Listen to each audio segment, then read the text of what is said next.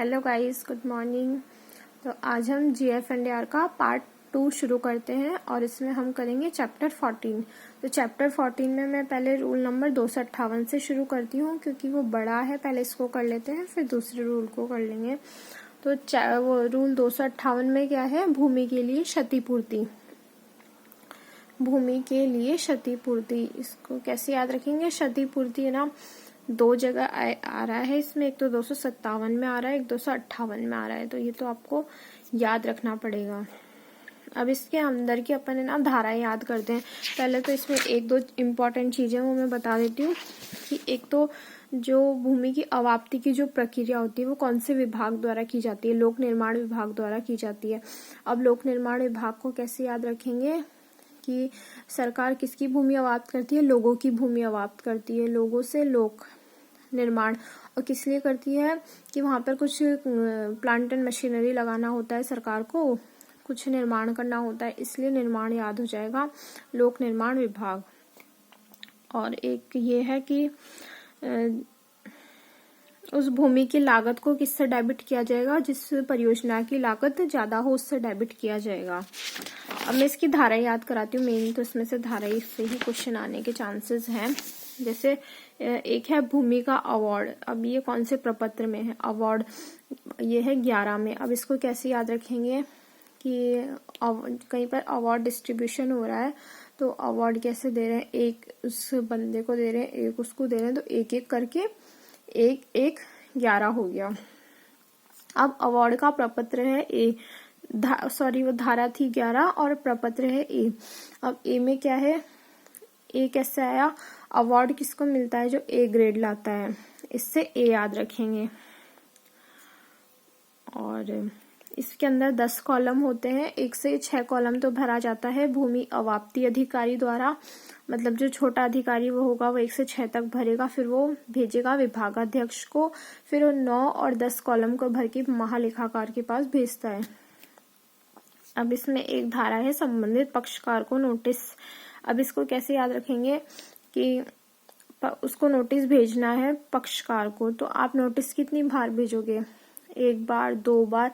आप है ना नोटिस है ना मैक्सिमम 2 ही बार भेजोगे, 1, 2 और मैक्सिमम 2, तो ब्रैकेट में आ जाएगा 2। तीसरी बार में आप उसकी जमीन पर कब्जा कर लोगे तो फर्स्ट 1 और 2 ही बार भेजना है। 1, 2 से हो गया 12 और मैक्सिमम 2 ही बार भेजना है, इसलिए ब्रैकेट में आएगा 2, तो धारा हो गई 12, 2। संबंधित पक्षकार को नोटिस जरूर याद रखना, क्वेश्चन आ सकता है। संबंधित पक्षकार को राशि प्राप्त करने के लिए सहमत करें। संबंधित पक्षकार को राशि प्राप्त करने के लिए सहमत करें। अब उसको राशि प्राप्त करने के लिए कैसे सहमत करोगे? तो इसमें आता है कि हम उसके घर के पास में भुगतान का कैंप लगाते हैं।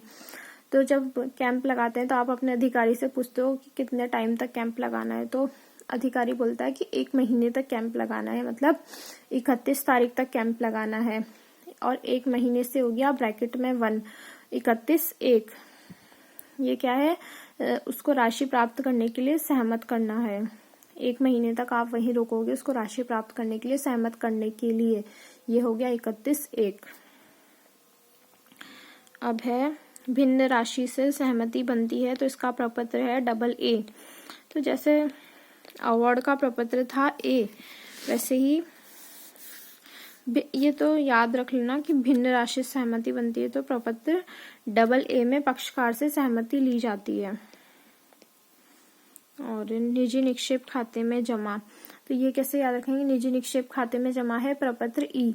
निजी निक्षेप खाता क्या आएगा? जो चारों ऑप्शन में नहीं है, A, B, C, D, वो हमारा निजी ऑप्शन है, प्रपत्र ई है, मतलब निजी है हमारा। डी तक तो सबको दिख रहे हैं ऑप्शन पर, ई किसी को नहीं दिख रहा है, तो ई हो गया हमारा। जैसे हमारे एग्जाम में 5 ऑप्शन आएंगे तो ई में होगा अनुत्तरित, मतलब उसका उत्तर नहीं पता, मतलब हम सोच रहे होंगे कि इन चारों में से ऑप्शन नहीं है, मतलब हमें नहीं आ रहा है, तो हमें हमारे अकॉर्डिंग कुछ और ही ऑप्शन है, तो हम उसको अलग ही ऑप्शन मान रहे हैं, तो हमारा निजी ऑप्शन हो गया। इस तरह से याद रख लेना प्रपत्र ई।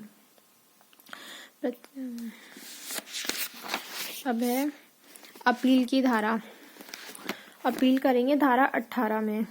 तो अब ये कैसे याद रखेंगे कि कोई जैसे बच्चा होता है वो 18 साल से छोटा होता है तो ज्यादा जैसे घर वाले बोलते हैं वैसे कर लेता है, कुछ अपील नहीं करता है। पर जब वो 18 साल का होता है तो वो अपनी अपील करता है घर वालों से कि मुझे ऐसे करना है, मुझे ऐसे करना है। ये इस तरीके से याद रख सकते हैं। और अपील होती है सिविल न्यायालय में। सिविल का मतलब घर हो गया, घर से ही मान सकते हो आप कि मम्मी पापा से अपील कर रहा है, धारा 18 में।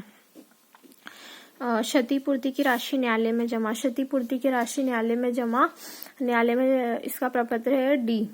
अब जैसे आप कोर्ट में गए तो कोर्ट की स्पेलिंग है सी से, तो सी तो पहले ही हो गया। अब अंदर गए तो अब कौन सा आएगा, डी आएगा, तो प्रपत्र डी।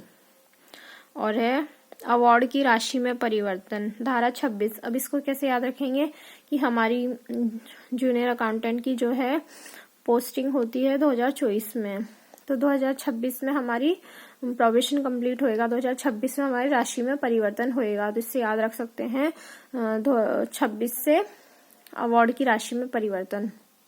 और 30 में है अवार्ड का विभाजन। अब ये कैसे याद रखेंगे, इसकी धारा है 30। अब जैसे ना हर महीना है वो हर 30 दिन बाद एक महीना खत्म हो जाता है, उसका विभाजन हो जाता है, नया महीना आ जाता है। तो एक साल में जैसे साल महीनों में विभाजित हो जाता है हर 30 दिन में। तो इससे याद रख सकते हैं कि विभाजन, अवार्ड का विभाजन। और 31/3 में है अन्य प्रकार से क्षतिपूर्ति। आपने जैसे वहां एक महीने 31 दिन तक भुगतान का कैंप लगा के रखा, फिर भी वो 31 के रखने तक भी, उसके बाद में भी आपने 3 दिन और लगा के रखा, फिर भी वो नहीं मानता है, तो आप उसको किसी अन्य तरीके से क्षतिपूर्ति देने की कोशिश करोगे। अगर वो पैसे नहीं लेना चाहता है तो उसको भूमि की जगह भूमि दे करके कुछ और तरीके से आप उसको क्षतिपूर्ति करने की कोशिश करोगे। इसको बोलते हैं अन्य प्रकार से क्षतिपूर्ति। 31 से एक महीना हो गया और 3 दिन आपने एक्स्ट्रा लगा के रखा, तो इससे 31/3 याद रखना है। और धारा 32 और 33 में है न्यायालय में जमा राशि उसको आरबीआई की कलकत्ता शाखा में जमा करा देंगे।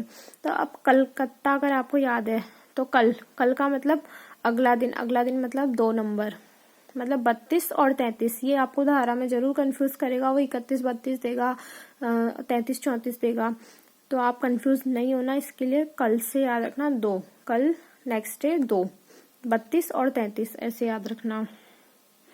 और रसीद का प्रारूप है सी, रसीद रिसिप्ट सी। ये कैसे याद रखना था, हाँ जैसे कोई आता है आपको, आप जॉब कर रहे हो, आपके पास में पैसे जमा कराता है, तो आप उसको रसीद दोगे, तो आप उससे क्या बोलोगे, इस रसीद को संभाल कर रखना, रसीद को रखना, तो रखने से सी हो गया।